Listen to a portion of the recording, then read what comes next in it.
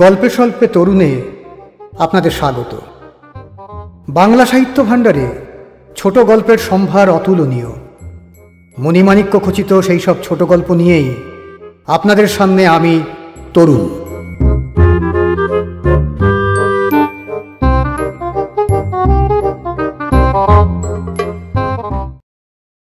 আজকের গল্প ওরা এই পৃথিবীর কেউ নয়। রচনা সুনীল গঙ্গোপাধ্যায়।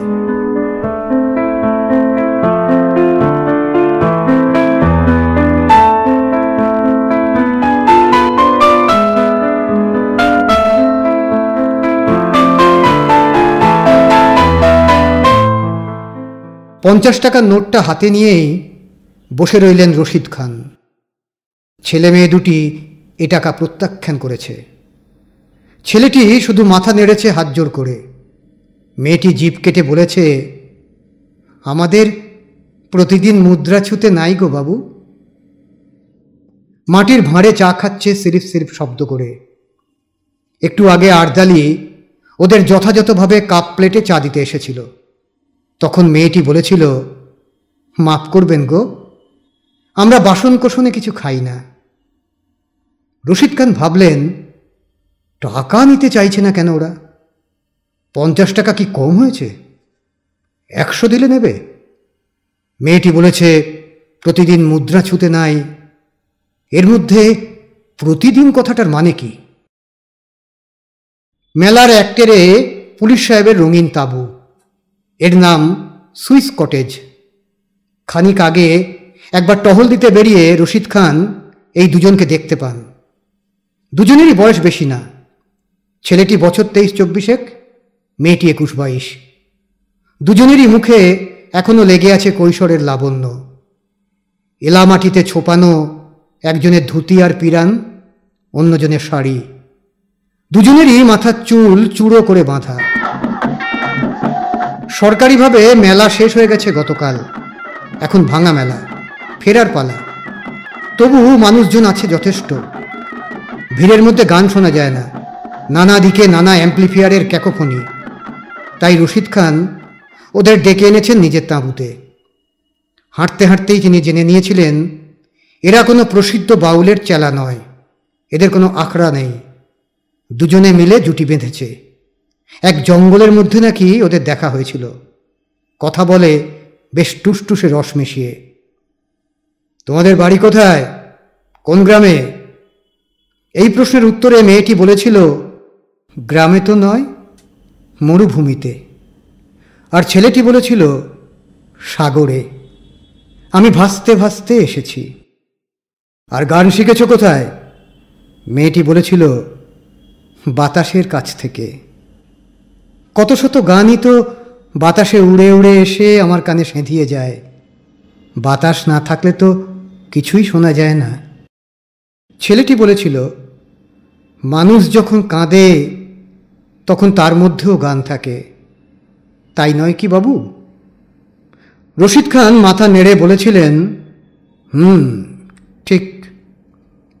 গ্রামের অনেক মানুষই রূপক মিশিয়ে ভাবের কথা বলে।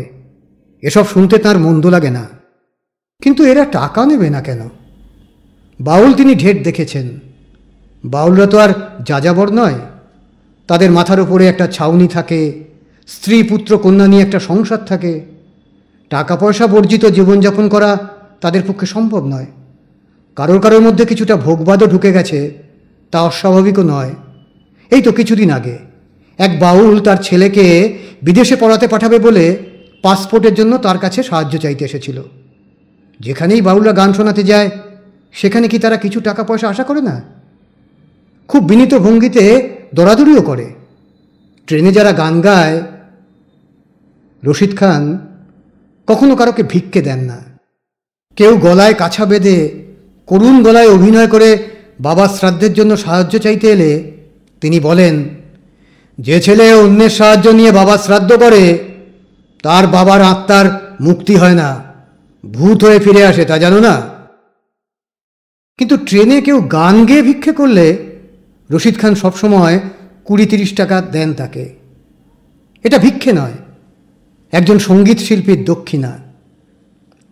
চা খাওয়া হয়ে গেছে, ছেলে মেয়ে দুটি এবার বিদায় নেবে। রশিদ খান ঝোঁকের মাথায় একটা কাণ্ড করে ফেললেন। অনেকেই বলে, তাদের মধ্যে তাঁর কয়েকজন বন্ধুও, যে পুলিশ শুধু মানুষের কাছ থেকে নিতেই পারে, কোনো মানুষকে কিছু দেয় না। সেই কথাটা হঠাৎ মনে পড়ায় তিনি একটু হাসলেন। তারপর পকেট থেকে পার্সটা বার করে 50 টাকার নোটটা ঢুকিয়ে বার করলেন একটা 500 টাকার নোট। সেটা বাড়িয়ে দিয়ে তিনি বললেন, এটা নাও, তোমাদের কাজে লাগবে। এবারেও ছেলেটি হাত জোড় করে মাথা নাড়তে নাড়তে পিছিয়ে গেল। মেয়েটি বলল, মাফ করেন গো বাবু, আজ আমাদের মুদ্রা ছুঁতে নাই। ঈষৎ বিরক্ত হয়ে রশিদ খান বললেন, আজ ছুঁতে নেই মানে? আজ তোমাদের কোনো ব্রত আছে? মেয়েটি হাসিতে মুখ ভরিয়ে বলল, না গো, ব্রত টত কিছু নাই, আজ আমাদের মন ভালো আছে। বেশ, মন ভালো আছে, কিন্তু কিছু খেতে টেতে তো হবে, খিদে তেষ্টা তো থেমে থাকবে না। মন ভালো থাকলে ক্ষুধা তৃষ্ণা তেমন গায়ে লাগে না, কিছু খেলেও হয়, না খেলেও চলে। তাও না হয় বুঝলাম, কিন্তু কাল যদি মন ভালো না থাকে, তখন যে হু হু করে ক্ষুধা তৃষ্ণা বেড়ে যাবে। আপনি আশীর্বাদ করেন গো বাবু, যেন কালও আমাদের এমনটিই মন ভালো থাকে। এরপর আর কথা বলা চলে না। রশিদ খান গুম হয়ে রইলেন। নমস্কার জানিয়ে ছেলে মেয়ে দুটি তাঁবু থেকে নিষ্ক্রান্ত হয়ে গেল। কয়েক মুহূর্ত পরেই রশিদ খান গা ঝাড়া দিয়ে উঠে হাঁক দিলেন, নিতাই, নিতাই! আরদালি, নিতাইকে ডাকো। প্রায় সঙ্গে সঙ্গে নিতাই এসে উপস্থিত। নীল রঙের হাফাতা জামা ও ধুতি পরা, তার সরু গোফের মতন চোখের দৃষ্টিও ছুঁচল। সে একজন আধা পুলিশ, ইনফরমার, পার্ট টাইম কাজ করে। রশিদ খান বললেন, নিতাই, তোমাকে আমি একটা ডিউটি দিচ্ছি। এই যে ছেলেটা আর মেয়েটা বেরিয়ে গেল, তুমি ওদের খুব ডিসক্রিটলি ফলো করবে। দেখবে ওরা কোথায় যায়, কি খায়, কাদের সঙ্গে মেশে, রাত্রিরে কোথায় থাকে। এখন কটা বাজে? 8:45। রাত 12টা পর্যন্ত তোমার এই ডিউটি। আমি সব ডিটেলস চাই। নিতাই কুতকুতে ধরনের হাসি দিয়ে বলল, আপনি স্যার ঠিকই আন্দাজ করেছেন। এদান্তি কিছু ছিনতাইবাজ আর ছিচকে চোর মাঝে সাঝে বাউলের ভেগ ধরে থাকে, এমন অ্যাক্টিং করে যেন ভাজা মাছটি উল্টে খেতে জানে না। আপনার স্যার অভিজ্ঞ চোখ। রশিদ খান বললেন, বটে, সেরকম কারো কারোকে তুমি চেনো নিশ্চয়ই? নিতাই বলল, তা তো আলবাত চিনি, কয়েক বেটাকে ধরিয়েও দিয়েছি। আপনার নিশ্চয়ই মনে আছে স্যার, গত মাসে এক ডাকাতির আসামি আবার ধরা পড়ল। একবার পুলিশের ভ্যান থেকে লাফিয়ে পালিয়েছিল। সে বেটাও তো আলখাল্লা পরে ঘাপটি মেরেছিল এক বাউলদের ঠেকে। আমি দূর থেকে আঙুল দেখিয়ে রশিদ খান জিজ্ঞেস করলেন, এই ছেলে মেয়ে দুটো সেই দলের? নিতাই বলল, তা এখনো ঠিক বলতে পারবো না স্যার, এরা লাইনে নতুন এসেছে, আগে দেখিনি। তবে জানি ছিনতাইবাজদের যে রিংটা আছে, তারা এখন বেছে বেছে অল্প বয়সীদের রিক্রুট করছে। রশিদ খান বললেন, যাও, আর দেরি করো না, যদি ওরা হারিয়ে যায়। নিতাই চলে যাবার পর রশিদ খান অধস্তন কর্মচারীদের সঙ্গে জরুরি কথাবার্তায় ব্যস্ত হয়ে পড়লেন। আজ ভাঙা মেলাতেও 3টি ছিনতাইয়ের কেস ধরা পড়েছে, 2টো ধরা পড়েনি। একটা বাচ্চা মেয়ে হারিয়ে গেছে, একটা দোকানের ক্যাশ থেকে চুরি গেছে 37,000 টাকা। এই সময় ওই ছেলে মেয়ে দুটির কথা তিনি ভুলে গেলেন, অথচ মনেও রাখলেন। অর্থাৎ মনের ওপরের স্তরে শুধু কাজের কথাবার্তা, আর ভেতরের স্তরে গাঁথা রইল ওদের মুখচ্ছবি। 9:30টার পর তিনি একলা থাকতে চান। এ সময় তার কয়েক পাত্র হুইস্কি পান না করলে চলে না।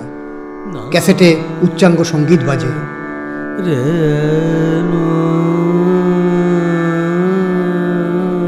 পুলিশের পরিচয়ের বাইরে তিনি একজন সঙ্গীতপ্রিয় মানুষ এবং শখের কবি। রশিদ খান তাঁর হেডকোয়ার্টারে বেশি থাকেন না, প্রায় ট্যুরে যান এদিক সেদিক। পরিবারে তাঁর যে সেরকম কিছু অশান্তি আছে তা নয়, ঘুরে বেড়ানো তার নেশা।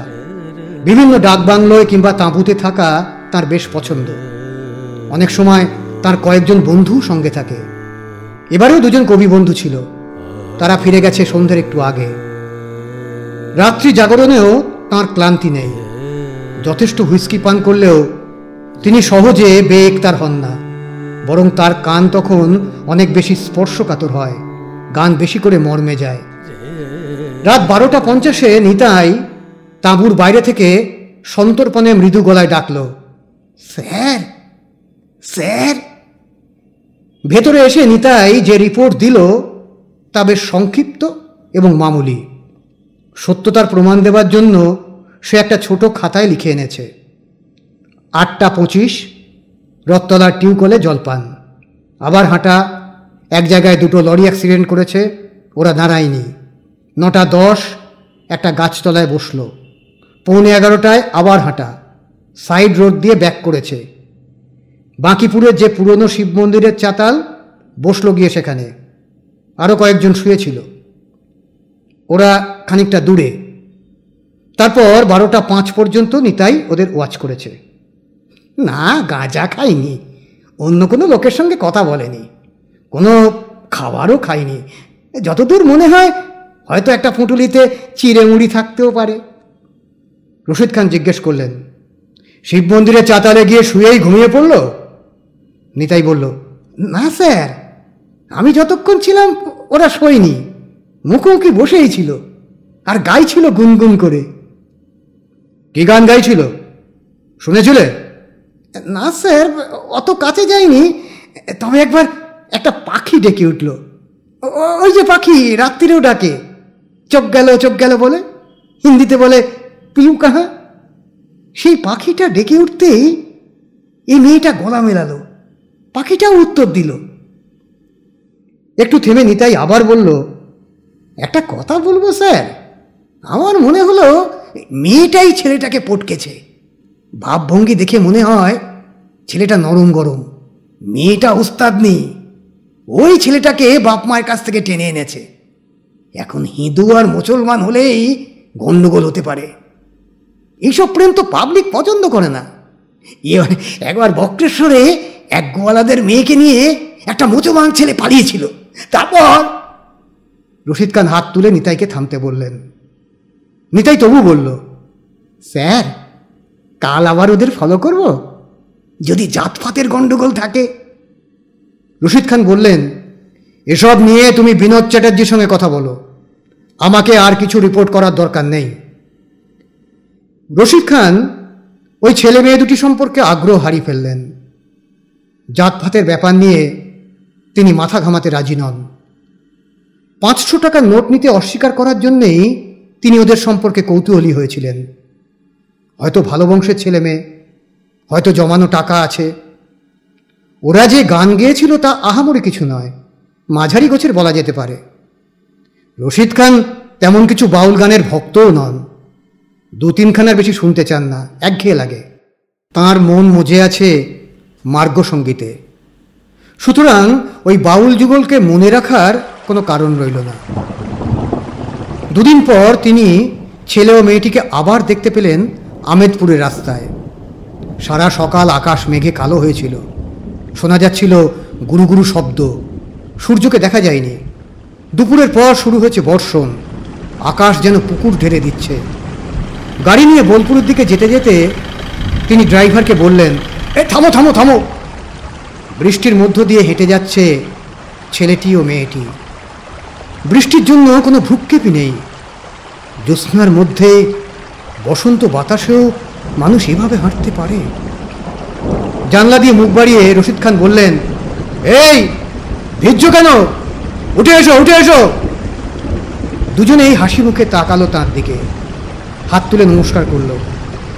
রশিদ খান আবার বললেন, ওঠো, গাড়িতে উঠে এসো। ছেলেটি বলল, কেন সাহেব, আমাদের হাঁটতেই ভালো লাগছে। রশিদ বলল, তা বলে এভাবে ভিজবে, অসুখ করবে যে।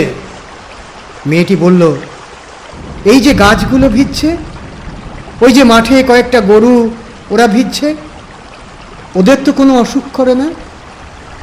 গাড়িতে অন্য পুলিশরা হেসে উঠল। রশিদ খান বললেন, ওদের সঙ্গে বুঝি মানুষের তফাৎ নেই? মানুষ তো জামা কাপড় গায়ে দেয়। মেয়েটি বলল, আমরা বৃষ্টিকে ডাকছিলাম, কখন বৃষ্টি আসবে, কখন বৃষ্টি আসবে। এখন বৃষ্টি এসেছে, আমরা যদি পালিয়ে যাই বৃষ্টি রাগ করবে না? রশিদ খান তার এক সহকর্মীর দিকে তাকিয়ে বললেন, পাগল আর কাকে বলে? অবশ্য বয়স কম, ভিজুক ভিজুক যত ইচ্ছে। গাড়িটা ওদের ফেলে বেরিয়ে গেল।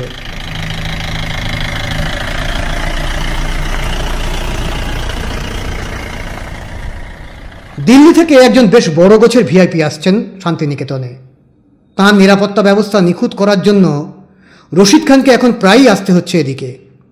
যাওয়া আসার পথে আহমেদপুরের রাস্তাতেই আবার দেখতে পেলেন ছেলেটিকে, এক বিকেল সায়াহ্নের আলো আঁধারিতে গুপিযন্ত্র বাজিয়ে গান গাইছে এক গাছতলার নির্জনে। ড্রাইভারকে গাড়ি থামাতে বললেন। খানিকটা এগিয়ে গিয়েও গাড়িটা আবার পিছিয়ে এলো। ওরা কি খায়, কেমন করে খাওয়া জোটায়, এটাই তিনি জানতে চান। ওদের দেখেও ছেলেটি গান বন্ধ করল না। রশিদ খান ধারে কাছে কোথাও মেয়েটিকে দেখতে পেলেন না, অথচ তাঁর মনে হয়েছিল ওরা অবিচ্ছেদ্য। তিনি এখন ব্যস্ত, তাই গান শেষ হবার অপেক্ষা না করেই তিনি জিজ্ঞেস করলেন, হে, তোমার সঙ্গিনীটি কোথায় গেল? সেই যে মরুভূমির মেয়ে? ছেলেটি গান থামিয়ে ভক্তি ভরে নমস্কার জানিয়ে মৃদু গলায় বলল, সে তো এখানে নেই, তাকে মরুভূমির মানুষরাই নিয়ে গেছে। রশিদ খান বুঝতে না পেরে বললেন, মরুভূমির মানুষরা মানে? ওদের বাড়ির লোকজনরা? ছেলেটি বলল, না গো বাবু, মরুভূমির মানুষরা, যাদের হৃদয়ে দয়াময়া কিছু নেই। এবারে অস্থির হয়ে খানিকটা ধমক দিয়ে বললেন, রহস্য ছাড়ো, সোজা কথায় বলো, কারা নিয়ে গেছে? জোর করে? ছেলেটি বলল, 4-5 জন জোয়ান মদ্য, মনে হয় যেন তারা পাতালের প্রাণী, হাতে লাঠি সোঁটা, সবলে নিয়ে গেল। রশিদ খান বললেন, মেয়েটাকে কেড়ে নিয়ে গেল, তুমি কিছু করতে পারলে না?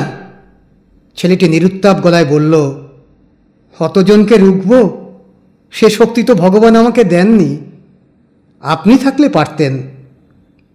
রশিদ খান বুঝলেন এ প্রশ্নটা করা তাঁর উচিত হয়নি। এ ছেলেটাকেও যে খুন করে রেখে যায়নি সেটাই আশ্চর্যের। কখন এটা ঘটেছে? আজকের দিনটা গেল, কালকের রাত, তার পরের দিন যখন শুরু, সবেমাত্র পাখি ডেকেছে। তুমি এর মধ্যে আমাকে খবর দাওনি কেন? আগে আমি এই জায়গা ছেড়ে যাই কি করে? সে যখন ফিরে আসবে তখন যে আর আমাকে খুঁজে পাবে না। রশিদ খানের চোয়াল শক্ত হয়ে গেল। ফিরে আসবে? ওরা আর ফিরে আসে না। নারী হরণের ঘটনা সম্প্রতি বেড়েছে। মেয়েটি তেমন কিছু রূপের জেল্লা না থাকুক, শরীরটা তো বাঁকাচোরা নয়, সুস্বাস্থ্যের একটা দীপ্তি আছে। ওইসব লোকের চোখে সে শুধু লোভনীয় নারী মাংস। আজকাল গাছতলার নিচে পথিকরাও ঘুমোয় না।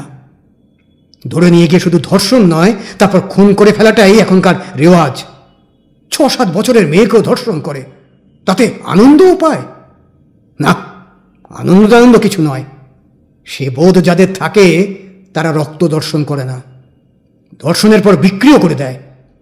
অনবরত জ্যান্ত মেয়ে শরীর চালান যাচ্ছে দেশ বিদেশে। প্রথমে ছেলেটার উপরেই খানিকটা রাগ হলো তাঁর। এ ছেলেটা এত অপদার্থ কেন? শুধু কাব্য করলে চলে? সঙ্গিনীর নিরাপত্তার কথা না ভেবে মন্দিরের চাতালে কিংবা গাছতলায় শুয়ে থাকছে। এ তো ওদের লোভ দেখানো। তিনি কর্কশ গলায় বললেন, থানাতেও খবর দাওনি, শুধু এখানেই বসে থাকলে চলবে? ছেলেটি বলল, আমার তো অন্য কোথাও যাবার উপায় নেই। সে এখানেই ফিরে আসবে, যে এখানেই আবার দেখা হবে। যারা জোর করে তাকে ধরে নিয়ে গেছে তাদের হাত ছাড়িয়ে সে ফিরবে কি করে? ফিরতে তো তাকে হবেই। যদি বাঁধন ছিঁড়তে না পারে তাহলে বাঁধনের মধ্যেই সে ডুব দেবে। ধরো যদি সত্যি সে ফিরে না আসে? বললাম তো বাবু, কোনো বাঁধনই তাকে ধরে রাখতে পারবে না। শরীরটা পড়ে থাকবে, কিন্তু সে আর থাকবে না সেখানে। আর তাই যদি হয় তাহলে সে খবরও আমি ঠিক পেয়ে যাব। এখানে বসে বসেই পাব, বাতাস শুনিয়ে যাবে। তখন আমি আর এখানে বসে থেকে কি করব? এই খাঁচা থেকেও পাখিটাকে উড়িয়ে দেব। রশিদ খান মনে মনে বললেন, এ যে দেখছি এ যুগের রোমিও জুলিয়েট, আধিক্যে তার কাকে বলে। তারপরেই তিনি তাঁর সহকর্মীদের দিকে ফিরে তীব্র ঝাঁজের সঙ্গে বললেন, বিনোদবাবু, আপনারা কি করতে আছেন? প্রায় প্রত্যেক দিনই যে একটা দুটো মেয়েকে তুলে দিয়ে যাচ্ছে। বিনোদবাবু বললেন, স্যার, এফআইআর করা হয়নি। আরও গলা তুলে রশিদ খান বললেন, জেনারেল সিচুয়েশন যে এত খারাপ হচ্ছে সেটা আপনারা দেখবেন না? এফআইআর এর নিকুচি করেছে। ক্রাইম হবার আগে প্রিভেনশনও বুঝি পুলিশের কাজ নয়? সেসব বুঝি ভুলে গেছেন? শুনুন, আমি আপনাদের ঠিক 48 ঘন্টা সময় দিচ্ছি।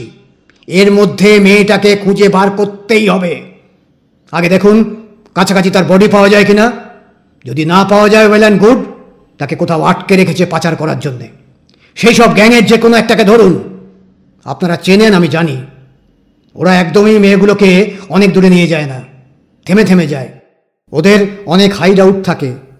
রেল পুলিশকে অ্যালার্ট করুন, বর্ধমান আর মুর্শিদাবাদের এসপিদের মেসেজ পাঠান। আমি বেশি রাত্রে ওদের সঙ্গে কথা বলবো। পুলিশ অনেক কিছু পারে না, আবার অনেক কিছু পেরেও যায়। যা পারে না তা বোধহয় পারতে চায়ও না, আর যা পারতে চায় তা পেরে যেতে দেরি হয় না। 48 ঘন্টার একটু আগেই সেই বাউল সঙ্গিনীটিকে উদ্ধার করা হলো হেতমপুরের এক পোড়ো বাড়ি থেকে। মৃত নয়, জ্যান্ত, সঙ্গে আরও 7টি মেয়ে। টেলিফোনে খবর দেওয়া হলো রশিদ খানকে।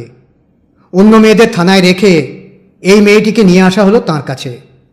তিনি তখন বোলপুরের পিডব্লিউডি বাংলোতে অবস্থান করছেন। মেয়েটির দিকে কয়েক মুহূর্ত তাকিয়ে রইলেন তিনি। এই কয়েকটি দিনেই তাকে অনেক শীর্ণ মনে হচ্ছে। চোখের নিচে যেন কেউ লেপে দিয়েছে ভূষো কালি। পোশাক ধুলিমলিন, কাঁধের কাছে একটু ছেঁড়া, কিন্তু শরীরে দৃশ্যমান আঁচড় কামড়ের দাগ নেই। চুল খোলা বলে তার মুখটাও একটু অন্যরকম। রশিদ খান একটু পরে কোমল গলায় জিজ্ঞেস করলেন, তোমার খুব কষ্ট হয়েছে তাই না? সে দুদিকে আস্তে আস্তে মাথা নেড়ে বলল, না, তেমন কিছু নয়। রশিদ খান আবার বললেন, তোমার ওপর ওরা মানে অত্যাচার করেছে? মেয়েটি বলল, শরীরটাকে যদি কখনো মনে করা যায় এটা আমার নয়, মানে এ শরীর আর নিজের নয়, এই বোধ পাকা হলে তখন কে কি অত্যাচার করলো না করলো তাও তো বোঝা যায় না। তখন শরীর হয়ে যায় দেহ, তার কোনো সারা শব্দ নেই। বেশ চিন্তিত হয়ে রশিদ খান বললেন, এ তো উচ্চাঙ্গ জ্ঞানের কথা, তুমি এত কম বয়সে এসব শিখলে কি করে? মেয়েটি বলল, আমি তো কিছু শিখিনি, আমি শুধু আমার মনটাকে বোঝার চেষ্টা করি। মনই তো সব কথার উত্তর দেয়। তোমাকে যখন ওরা জোর করে তুলে নিয়ে গেল তখন তুমি ভয় পাওনি? মরুভূমিতে তো কত রকম বিপদ আপদই ঘটে, কত মানুষ অসময়ে হারিয়ে যায়, আবার এই সবের মধ্যেই তো কত স্বাদ আহ্লাদ। শেষ কথাটুকু না শুনেই রশিদ খান চেয়ার ছেড়ে দাঁড়িয়ে পড়লেন। তার মনে পড়ে গেছে সেই ছেলেটির কথা। সে বলেছিল গাছতলাতেই বসে থাকবে, আরও বলেছিল বাতাস তাকে দুঃসংবাদ দিলে সেও এই পৃথিবী ছেড়ে চলে যাবে। বাতাসে তো কত রকম ভুল খবর দুঃসংবাদ ছড়ায়। এর মধ্যে ছোকরাটি আবার আত্মহত্যা করে বসেনি তো? তখন এই মেয়েটি আবার রোমিও জুলিয়েট। এই দুদিন ভিআইপি ব্যস্ততার জন্য তিনি ছেলেটির কোনো খবর নিতে পারেননি। তিনি ব্যস্ত হয়ে বললেন, গাড়িতে স্টার্ট দাও, এক্ষুনি যেতে হবে। গাড়িতে বসে মেয়েটির সঙ্গে আর কোনো কথা হলো না। তার মনে পড়ল রজনীকান্তের একটা গান, কবে তৃষিত মোর ছাড়িয়া যাইব। সংসারটাকে মরুভূমির সঙ্গে তুলনা দেবার একটা ধারণা এদের মধ্যেও চালু আছে। আর ছেলেটি যে বলেছিল সাগরের কথা, ভবসমুদ্র তো বলেই, বই না পড়েও এরা এগুলো শিখে যায়। তিনি ভাবতে চেষ্টা করলেন, এবার দেখা হবার পর ওরা দুজন প্রথমে কি বলবে। তিনি কল্পনায় দেখলেন, সেই গাছতলায় পৌঁছবার পর গাড়ি থেকে নেমে এই মরুকন্যাটি ছুটতে ছুটতে গেল সেই সাগর সন্তানের দিকে। কোনো কথা নয়, পরস্পরকে জড়িয়ে ধরে শুধু কান্না।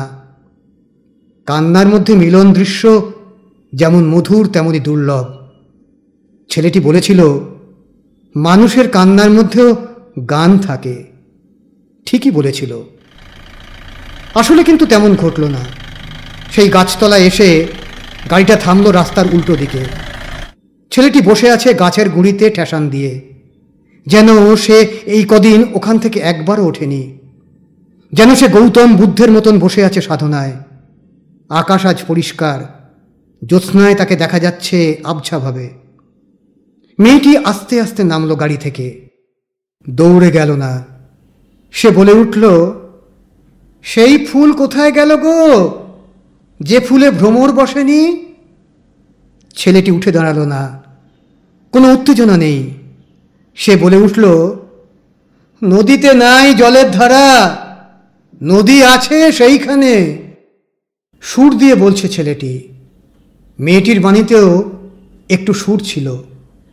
মেয়েটি আবার সুর করে বলল, একাদশীর চাঁদ উঠেছে, বাজিছে মোহন বাঁশি।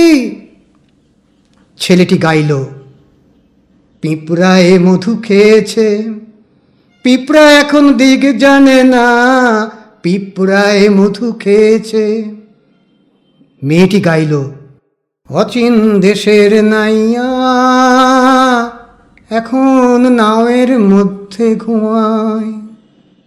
ছেলেটি গাইল, চক্ষু ভরে দেখছো রে মন, চক্ষু ভরে দেখছো রে মন, চক্ষু কিন্তু মন দেখেনি, চক্ষু ভরে মন দেখেনি। বিস্ময়ে রশিদ খানের চোখ দুটি ঠিকরে পড়ার মতো অবস্থা। এরকম বিপর্যয়ের পরও দেখা হতে ওরা গান গাইছে। এ কি হিন্দি সিনেমা? এটা ওদের দেখা নেব না। তারপরেই তিনি বুঝলেন, এর মধ্যে একটুও কৃত্রিমতা নেই। এ গান ঠিক সংলাপও নয়, চরণের শেষে মিল নেই, যেন আলাদা আলাদা গানের লাইন। পরস্পরের কুশল সংবাদের বদলে গানের বিনিময়। কিংবা এ কি কোনো গুপ্ত সংকেতের ভাষা? এর মধ্যে রয়েছে এক তীব্র আকুতি, যেন দুটি পাখির সাড়া দেওয়ার ডাক। হঠাৎ এক তীব্র ভালোবাসার আবেগে রশিদ খানের বুক ভরে গেল। তিনি একবার কেঁপে উঠলেন। তাঁর উপলব্ধি হল, আর কোনো মানুষের সঙ্গে ওদের তুলনা হয় না।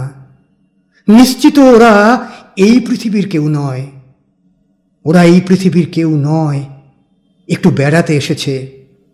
ইচ্ছে করলেই ওরা এই মরুভূমি ছেড়ে চলে যেতে পারে যে কোনো সময়ে। ওরা কি সেই কথাই বলতে চাইছে গানের মধ্যে? তাহলে তো এখনই ওরা অদৃশ্য হয়ে যাবে। সে দৃশ্য দেখতে নেই। এই দৃঢ় বিশ্বাস নিয়ে রশিদ খান চক্ষু বুজে ফেললেন। কতক্ষণ লাগবে অদৃশ্য হতে? বড় জোর 10 সেকেন্ড। তার মধ্যেই ওরা দুজনে দুজনকে ছুঁয়ে ফেলবে হাত বাড়িয়ে। তিনি মনে মনে গুনতে লাগলেন, 1, 2, 3, 4, 5